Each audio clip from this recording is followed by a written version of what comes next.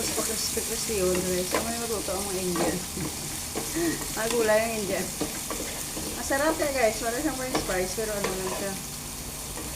Pa-crispy yun guys.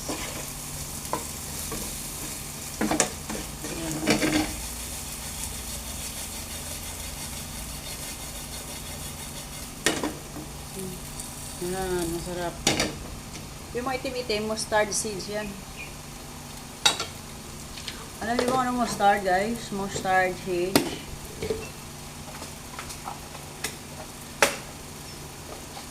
Yung seeds ng mustasa, yan, maitim yan oh. Ayan. Mabango siya guys. Yan ang ilagay mo sa ano. Tapos ilo-fry mo lang siya. Masarap siya guys.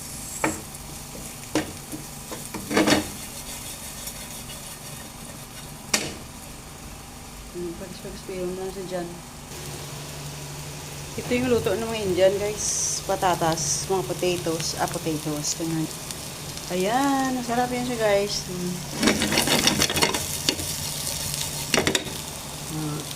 Yung itim-itim, mustard seeds yan. Saka yung puti, ano tawag doon? Yung parang dal tawag nila dyan sa puti na parang ano. Yan lang, hindi lang nilalagyan ng mga garlic at saka ano yun. Ganyan lang nilalagay nila. Masarap. Masarap siya guys. Yan.